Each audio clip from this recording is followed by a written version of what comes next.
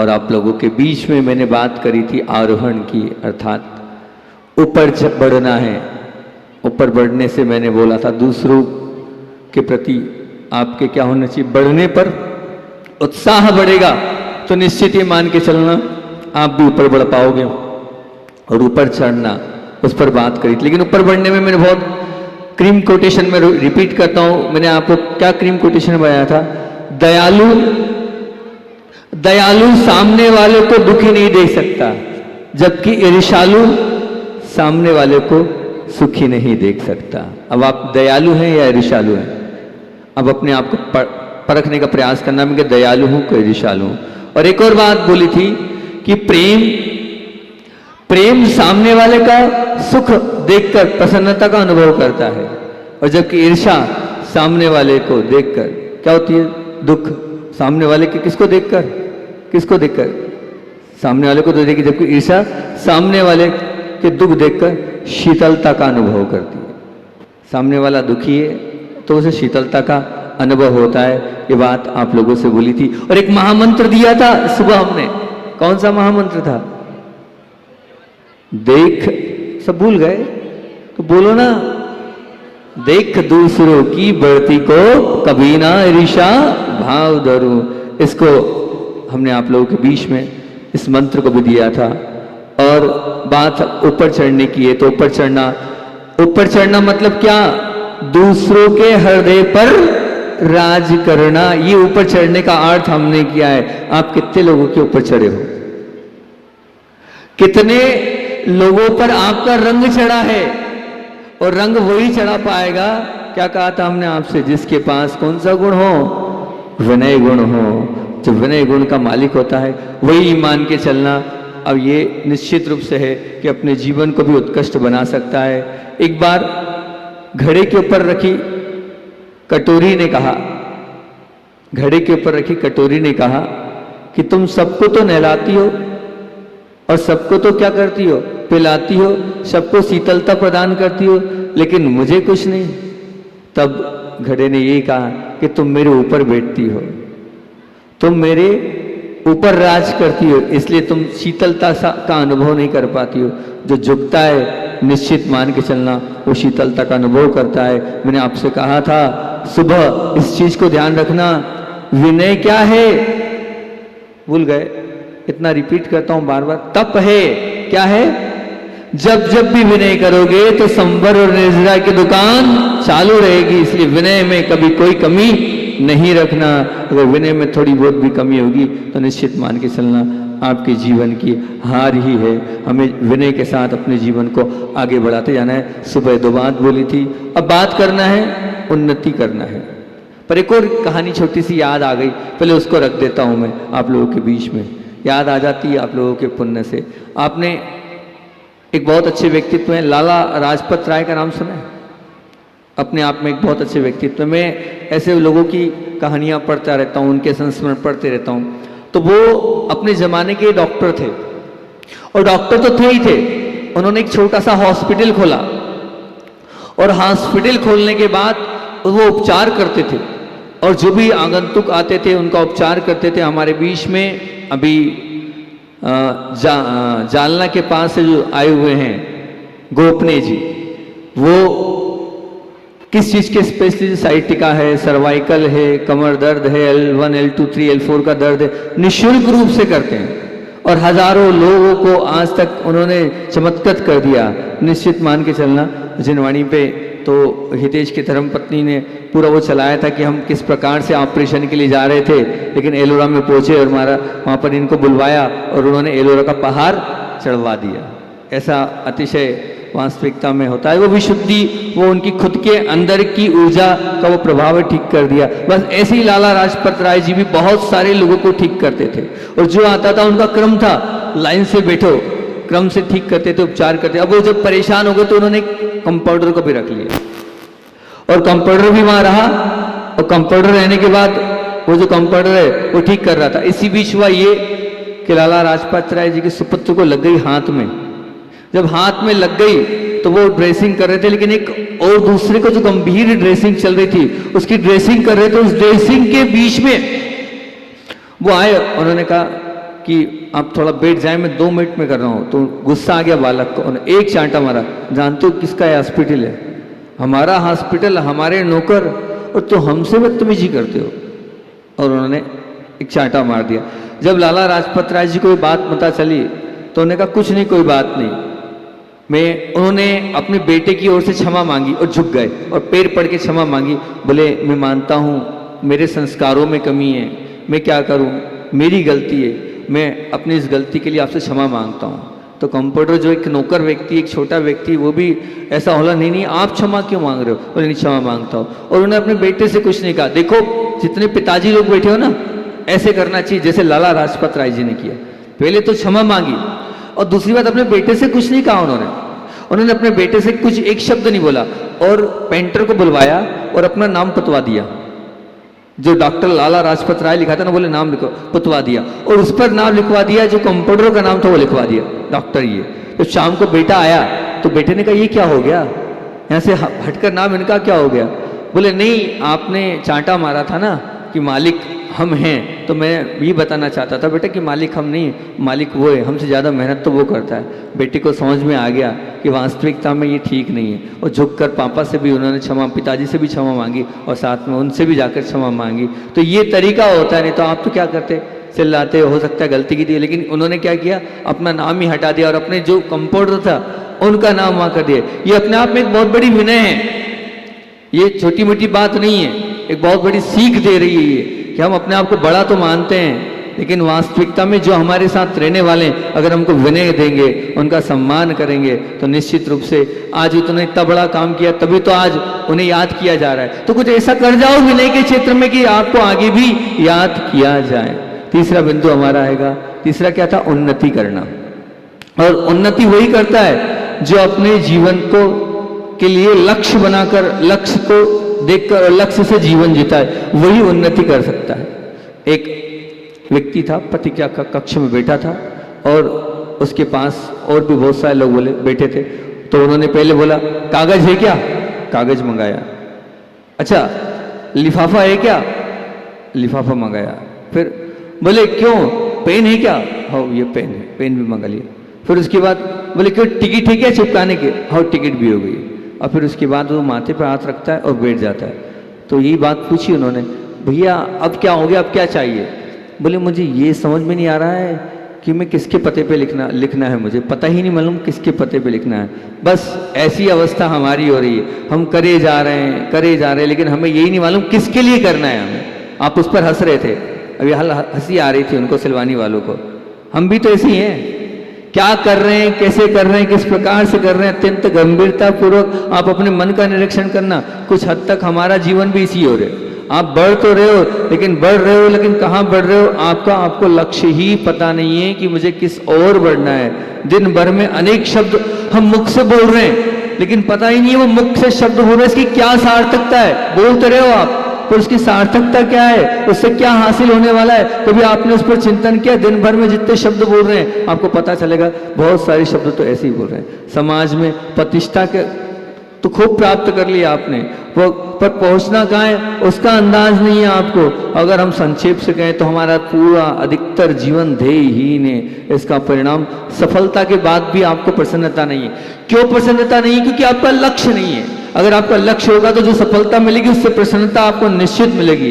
विपुल संपदा है पर सुख नहीं, लाभ बहुत पर आनंद की अनुभूति नहीं। उसका एक ही कारण है और उसका कारण क्या है, हमारे जीवन का लक्ष्य नहीं है। और सच पूछें तो ये जो तीसरी बात आपसे मैंने बोली है कि उन्नति करना है, उन्नति करने के लिए आपके जीवन का कुछ ना कुछ लक्ष्य अवश्य होना चाहिए। अगर आपने लक्ष्य बना लिया है तो बहुत अच्छी बात है, तब कहीं जाकर जिस लक्ष्य पर आप पहुंच जाओगे उस लक्ष्य पर पहुंचने के बाद आपको एक प्रसन्नता का अनुभव निश्चित रूप से होगा। निश्चित मान के चलना। मैंने भी हाल बामोरा में प्रवचन किया था। क्या किया था कि life is divided by 6 parts. तो आज विनोद जी यहाँ के जो अध्यक्ष हैं सुकृति कला केंद्र के, उन्होंने बहुत अच्छी बात बोली।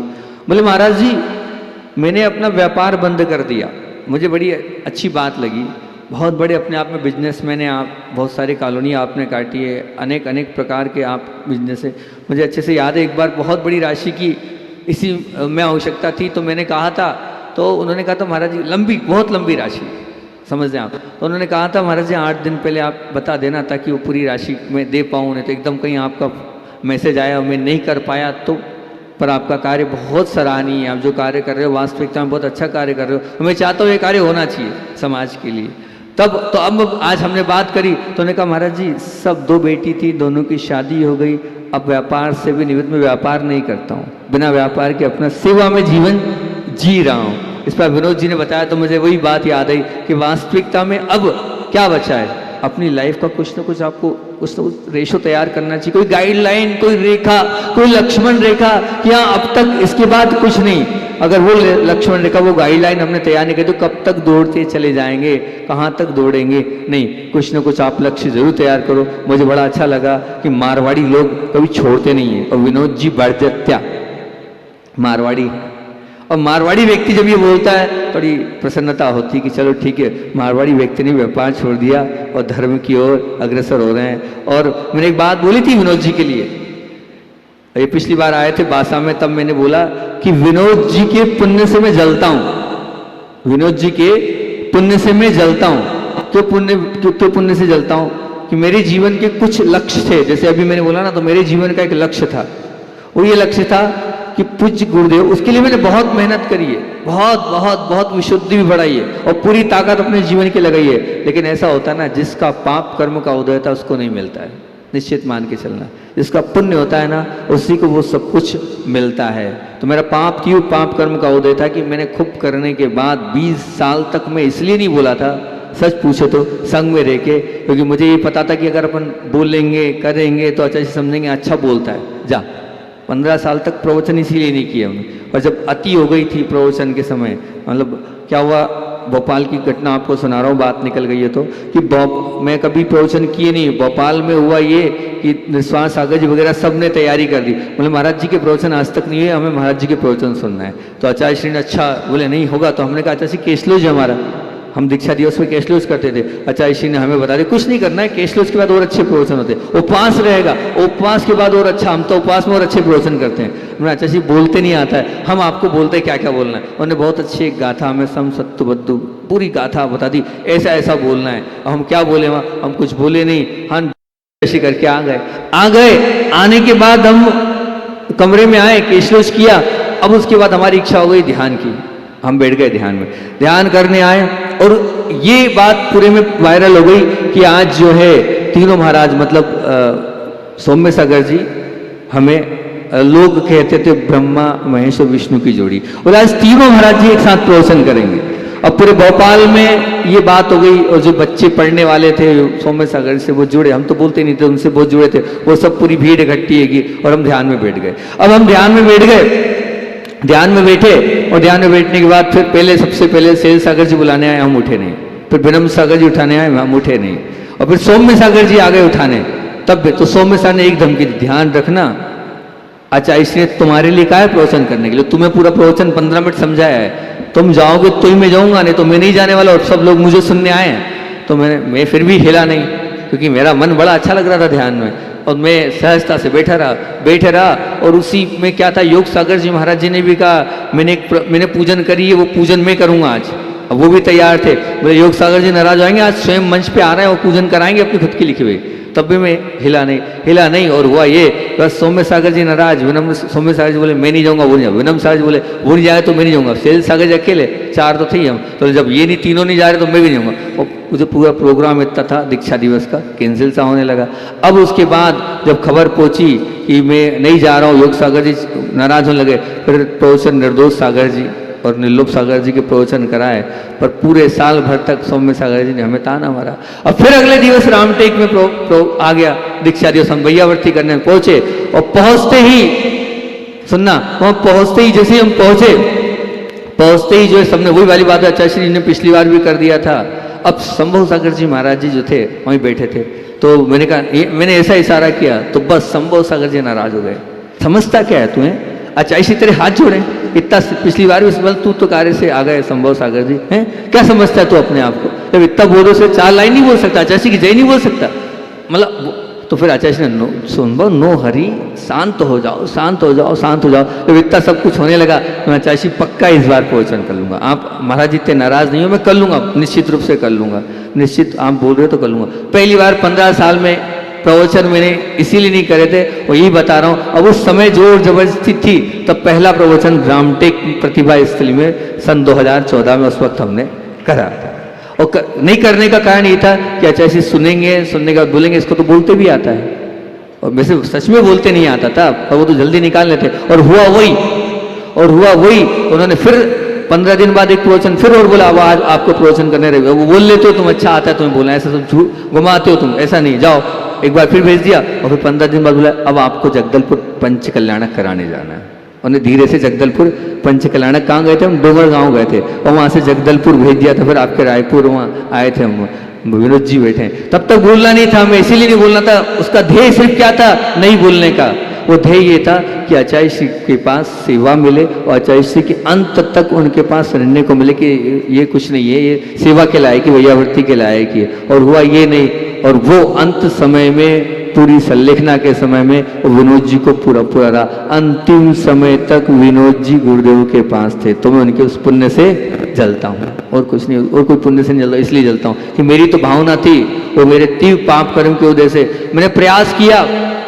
माना Vinod ji 50, 60, 70 kilometre चलाऊं per day, वहां से महाराष्ट्र से निकला था, और 70 उपाय काहर के पास में भी चला, किसी भी तरह पहुंचना है। पर जब कारंजा तक आया, क्योंकि बहुत दूर था मैं, और कारंजा तक आया, और कारंजा में पता चला, तो वो आप बहुत पुण्यशाली हैं, ये निश्चित मान के चलना, ये पुण्य को कम मत मानना। उसका एक ही कारण है, आपका पुण्य क्या है, क्योंकि आप हमेशा पूज्य गुरुदेव के प्रति ऐसे रहे हैं, समर्पित भाव से। जी गुरु जी, इनके मन ना नहीं निकलता कभी भी, इतने समर्पित ऐसे विनोद जी हैं। और हम ये चाहते हैं कि उनका ये जो पुण्य है वो आगे तक बढ़ता रहे, और हम ये चाहते हैं जैसे पूज्य गुरुदेव ने विनोद जी संलेखना मरण किया है, ऐसा आपका भी संलेखना मरण, समाधि मरण होना चाहिए। जैसे आज आपने व्यापार से निवृत्ति करी है, इसी प्रकार से लक्ष्य बनाओ अब प्रतिमा लेने का, लक्ष्य बनाओ अब प्रतिमा लेने का, कि मुझे प्रतिमाओं को प्राप्त करना है, पंचम गुण स्थान प्राप्त करना। पंचम गुण स्थान के साथ अपने जीवन को अंत, क्योंकि ध्यान रखना संलेखना उनकी होती है। आचार्य श्री जी बार बार कहते थे जिनकी प्रतिमाएं होती है उनकी संलेखना होती है, ध्यान रखना, उन्हीं का समाधि मरण होता है। अब आप अपनी तैयारी, अब जब व्यापार छोड़ चुके हो, आप सब छोड़ चुके हो, तो अब समाधि मरण की भी हमें तैयारी करना, अपने अंत को भी सुधारना है। जैसे गुरुदेव ने अपनी समाधि बहुत अच्छे से करी है, आपने करीबी से वो समाधि देखिएगी, तो अपने लक्ष्य को ये तैयार कर लेना। मुख्य हमारा यही भाव है कि हमारे जीवन का अंत क्या होना चाहिए, हमारा सुमरण समाधि मरण होना चाहिए। वही लक्ष्य हमारे जीवन को ऊंचा उठा सकता है। ऊंचा उठना, ऊंचा उठने की बात थी, तो ऊंचा उठने के लिए कौन जो पुरुषार्थ करता है वही ऊंचा उठता है। अच्छा ये बताओ, इतने सारे लोग बैठे हैं, क्या बहुत सारे तो नहीं है, लेकिन फिर भी बैठे तो बहुत सारे लोग हैं, ठीक है ना। तो ये बताओ कि आप लोगों ने अपने जीवन का ये लक्ष्य बनाया कि नहीं, मेरा समाधि मरण हो, मेरा मरण अस्पताल में ना हो, मेरा मरण भगवान के नाम लेते लेते हो। बनाया है, सबने बनाया है, पक्का तो बनाया है, बहुत अच्छा। हमारे संतोष जी बोल रहे हैं, देवेंद्र जी भी बोल रहे हैं कि बनाया है, बहुत अच्छा। उधर हमारे विदेश वहां से आए हैं, कहाँ से आए, भारत से नहीं, नाम तो भूल गया गाँव का, सिंगापुर से आए हमारे, तो वो भी बोल रहे हैं। तो आप निश्चित मान के, अच्छा गुरु वाले भी बोल रहे हैं, अच्छी बात है, बहुत अच्छी बात है। और रीवा वाले नहीं, समाधि नहीं करना, तो हाथ ही नहीं उठ रहे आपको, तो उठाओ ना हाथ, समाधि करना है ना, बहुत अच्छी बात है। समाधि करना है, बहुत अच्छी बात है, लक्ष्य आपका समाधि करने का। और हमारे आरके जैन साहब तो वैसे ही बैठे हैं, करना है समाधि, बहुत अच्छा। सुधीर जी करना है समाधि, समाधि सबको करना है, सबका लक्ष्य समाधि करने का है। तो मैं एक ही बात बोल रहा हूं, अगर वास्तविकता में समाधि करना है तो समाधि की राह ये है कि हमें प्रतिमाओं को ग्रहण करना होगा। प्रतिमाएं अगर हमने ग्रहण नहीं करी तो हमारा समाधि मरण ना हुआ है ना हो पाएगा। तो आपने क्या तैयारी करी प्रतिमाओं के लिए? आप बहाने मत बनाओ कि ये औषधि चलती, वो दवाई चलती, इसका होता है, उसका होता है, तो निश्चित मानना हम रहते चले जाएंगे। अब जैसे हो वैसे में, लेकिन आप अपनी तैयारी करो। मनोज जी प्रतिमा ले लिया आपने, कहते रहे समाधि मरण करना, कब लोगे? कब लोगे बताओ तो सही, कि गुड़ का ही व्यापार करते रह जाओगे, किराने की दुकान ही चलाते रह जाओगे? नहीं, लक्ष्य अगर समाधि मरण का है, सुमरण का है, तो उसकी सीढ़ी प्रतिमाएं होती है और प्रतिमाओं के पालन के बाद ही आप वहां तक पहुंच पाओगे। तो अपनी तैयारी करो कि मुझे प्रतिमाओं का क्या करना है, निर्वाह करना है, प्रतिमाओं का पालन करना है, प्रतिमाओं के साथ जीवन को जीना है। अभी हमने आचार्य श्री के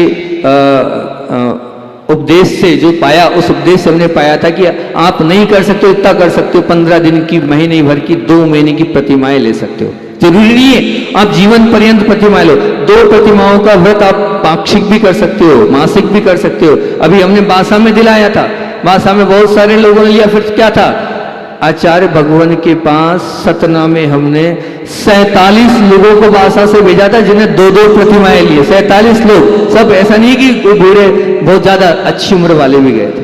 और अभी हम मामोरा में थे, मंडी मामोरा में, तब हमने इस प्रतिमा समाधि माने प्रतिमाएं करना है। तो मानना प्रतिमाओं में क्या, हमने छोटे छोटे बच्चों ने प्रतिक्रमण किया, छोटे छोटे बच्चों ने सामायिक करी, और छोटे छोटे बच्चों ने 15-15 दिन की प्रतिमाओं को ग्रहण किया, 1 महीने की प्रतिमाओं को ग्रहण किया। और साथ में धीरे से पहले 15 लोग थे और फिर बहुत बड़ी यूनिटी तैयार करके उन 15-20 बच्चों ने, जब छोटी छोटी बच्चियों ने किया तो उनको देख के बड़े बड़ों को शर्म आई। उन्हें ये छोटे छोटे बच्चे प्रतिमाओं का पालन कर रहे हैं, तो बड़ों को भी उत्साह हुआ। और लगभग अगली बार जब हमने उसमें बात करी कि अब एक पक्ष में कौन ले रहा है, तो लगभग 35-40 लोगों ने उस समय प्रतिमाएं ली। तो विनोद जी, मैं अपेक्षा रखता हूं, आपने धन तो खूब दान दिया, हम मानते हैं आप बहुत, और समर्पण भी आपका हैगा। और मैं विनोद जी, मात्र विनोद जी को नहीं कह रहा हूं, या जितने लोग जुड़े हैं उन सबसे बोल रहा हूं, नाम उनका ले रहा तो समझना महाराज जी से, विनोद जी से बात कर रहे हैं। मैं सबसे यही चाहता हूं कि अपनी तैयारी करो, आप अंत समय सुधारना है तो लक्ष्य बनाओ, मुझे प्रतिमाओं को लेकर अपने जीवन को कृतार्थ करना है। जिनकी प्रतिमाएं होती है उनका ही सल्लेखना मरण समाधि मरण होता है। आप नहीं हो तो 15 दिन के लिए हमारे पास आओ, 15 दिन के लिए प्रतिमाएं लो, 1 महीने के लिए आओ, 1 महीने के लिए प्रतिमा लो। लेकिन हम दोनों टाइम, कोई बहुत बड़ी चीज ही आधे घंटे का मेडिटेशन है, एक प्रतिक्रमण करना है सुबह, एक साइमालोचना पाठ करना है, और कुछ है ही नहीं। अष्टमी चतुर्दशी को एकासन कर लेना, क्या है उसमें, प्रतिमा को बहुत ऐसा बहुत बड़ा भारी काम थोड़ी हैगा, इतना सही तो काम हैगा। आधे घंटे क्या मेडिटेशन नहीं कर सकते आप हैं? क्या एक टाइम आप प्रतिक्रमण नहीं कर, 15-20 मिनट करेगा। ऐसी तैयारी कर लो अपने जीवन में कि हम ऐसा कुछ कर जाएं कि बाद में कुछ ना कुछ आइडियल पर्सन, मतलब कुछ ना कुछ हमसे कुछ सीखें। तो वो सीखने का कार्य अगर होगा तो निश्चित आपके उस लक्ष्य पर आप बढ़ते चले जाओगे। नहीं तो है तो सही, उठता वही है जो जीवन मेहनत करता है, और पैर पर खड़े होना अर्थात पुरुषार्थ का स्वाद नहीं चखोगे तो ऊंचा नहीं उठ पाओगे। और साहस करना होगा, जब आप साहस वही कर पाता है जो करने की सोच रखता है। जो सोचता ही नहीं है वो क्या खाक कर पाएगा। वो क्या कहता, मनोबल दृढ़ है, मनोबल दृढ़ है तो पुरुषार्थ में सफलता में शंका है। मनोबल दृढ़ है पर पुरुषार्थ मंद है तो सफलता में शंका होती है। और पुरुषार्थ प्रचंड है पर मनोबल कमजोर है, तब सफलता में क्या है, सफलता में फिर भी शंका है। पर मनोबल दृढ़ है और पुरुषार्थ पसंद है तो सफलता निश्चित रूप से आपको मिलेगी ही मिलेगी। आप मान के चलना, आप पूरे मनोबल को दृढ़ करो और पुरुषार्थ अगर पसंद करोगे तो आपको सफलता निश्चित मिलेगी। वास्तविकता ये है कि हम हमारा जो मन है वो साहस से बचता है, इसलिए सरल को पसंद करता है ना। और मन श्रेष्ठ के प्रति आकर्षण अवश्य है कि हमें श्रेष्ठ बनना है, श्रेष्ठ पाने की इच्छा है, पर साहस हम नहीं कर पा रहे हैं और हम साहस के कारण सरल जीवन को पसंद कर रहे हैं। और परिणाम क्या है, आकांक्षा श्रेष्ठ की पर प्राप्ति अल्प होते चले जा रही है।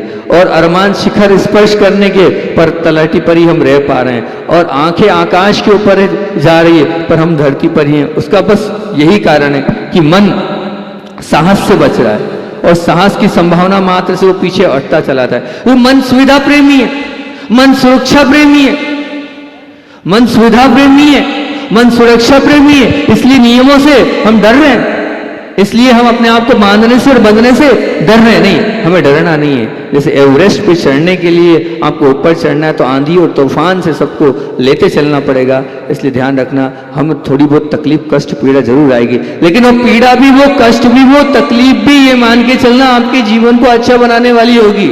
मान लीजिए आपने कुछ उपवास किया, तब क्या थोड़ी तकलीफ, बिना तकलीफ के उपवास कर भी लिया तो क्या होगा, कुछ मिलेगा? न मिला है न मिल पाएगा। तो हमें अगर कोई पीड़ा और कष्ट मिल रही है तो ये मानना जीवन को बहुत अच्छा बनाने के मिल रही है, उससे ही हमारे नियम बढ़ते चले जाएंगे।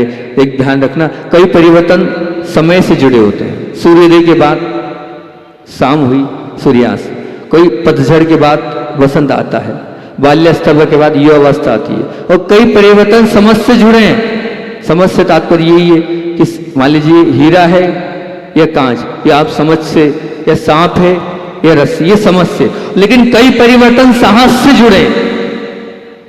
एक परिवर्तन कैसे मात्र समय से जुड़ा है, और एक परिवर्तन समझ, और ये जो परिवर्तन आपके जीवन में प्रतिमाओं का आएगा, ये साहस से जुड़ा है। आपको साहस करना होगा तब कर पाओगे, साहस नहीं कर पाओगे तो ध्यान रखना। वैसे ही क्रोध के लिए जीवन, क्रोध में ही जीवन जी लिया हमने, अहंकार से हमारा जीवन आता चले, आलस से हमारे विकास में हम आगे नहीं बढ़ पा रहे हैं। हम सुख सुख सुविधा और सफलता के कारण आगे नहीं बढ़ पा रहे। लेकिन अगर अपने जीवन को बहुत अच्छा बनाना है तो स्वतंत्रता के उन सद्गुणों के लिए घातक, बाधक, मारक और नुकसान कारक है, और इस समझकर साहस के साथ हम इन सब को छोड़ते हुए अपने जीवन को अच्छा बनाना चाहते हैं। तो ध्यान रखना, एक छोटी सी कविता कि सबसे ऊपर वो डाली, सबसे ऊपर गई वो डाली, सबसे अधिक धूप थी वहां। सबसे ऊपर गई डाली, छोटी सी कविता लेकिन मर्म बहुत बड़ा दिया इसमें। सबसे ऊपर गई वो डाली, सबसे अधिक धूप थी वहां। जो सबसे ऊपर डाली वही जाती है और उसी को धूप सहन करना पड़ता है। इसलिए कष्ट पीड़ा जरूर सहन करना पड़ेगी, लेकिन कष्ट पीड़ा सहन करने के बाद आपको बहुत कुछ प्राप्त होता चला जाएगा।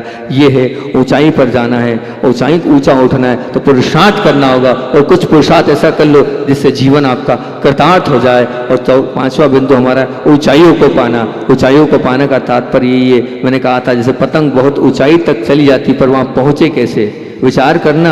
वो पतंग पहुंची जरूर है, डोर किसके हाथ में, कोई ना डोर संभाल रखी है, उस डोर को उड़ाने वाले कौन है। तो आपकी जीवन की डोर, अगर आपने जीवन की डोर देव शास्त्र गुरु को सौंप दी तो निश्चित मान के चलना ऊंचाइयों को आप प्राप्त कर लोगे। अगर आपके जीवन में गुरु के प्रति श्रद्धा, आस्था, अहोभाव, आदर भाव है तो आपने सब कुछ पढ़ लिया। सच्चा समर्पण नहीं तो वहां निरंतर है, हाँ तो है, लेकिन अंदर से हाँ नहीं तो कोई मतलब नहीं। ध्यान रखना, जैसे मकान को छत ना हो तो मकान गिर जाता है, या बारिश के समय सिर पर छाता ना हो तो क्या होगा, वो व्यक्ति भीग जाता है। तो जीवन के इस सिर क्षेत्र पर अगर आपको जीवन बर्बाद नहीं करना हो तो आपके जीवन में किसी न किसी गुरु का क्या होना चाहिए, हाथ होना चाहिए।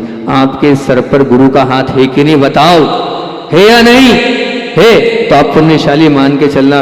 गुरु अर्थात मानवीय चेतना का वो मर्मज्ञ, जो सामान्य से गुरु, ध्यान रखना बहुत अच्छी बात बोल रहा हूं कि गुरु अर्थात मानवीय चेतना का मर्मज्ञ। सामान्य गुरु कान फूंकते हैं, लेकिन वीतरागी गुरु प्राण फूंकते हैं। वीतरागी गुरु प्राण फूंकते हैं। अगर वीतरागी गुरु से आप जुड़ो तो आपने अपने जीवन को बहुत अच्छा बना लिया। वे अत्यंत भाग्यशाली है जिन्हें सदगुरु के दर्शन होते हैं, और वो सौभाग्यशाली है जो गुरु की विचार और चेतना से जुड़े हैं, और गुरु से जुड़े नहीं है, गुरु की भावनाओं को पूरा करने के लिए अपने जीवन का सपना बना लेते हैं। ये मूल मंत्र गुरु के वाक्य हैं, और मोक्ष का अगर मूल मंत्र है तो वो गुरु की कृपा है। और गुरु जिसके जीवन में है, ये समझना उसका जीवन प्रकाशमान है और उसका ही जीवन उत्कृष्टता की ओर है। और गुरु के अगर गुरु आपके जीवन में नहीं है तो कोई मतलब नहीं है, क्योंकि गुरु के अभाव में पड़े गए काले अक्षर भी जीवन को कालिमा फैलाते हैं, और हाँ गुरु कृपा साथ हो तो वो काले अक्षर भी रोशनी को प्रदान करते हैं। और अंतिम बात, उच्चता पाना है तो उच्चता वही प्राप्त कर पाता है कि कौन प्राप्त कर पाता है। तो आज सुबह बात बोली थी, पर आत्म निंदा प्रसन्न से सदसद गुणों से नीचे गोत्र से ऊंचा उठना है आपको।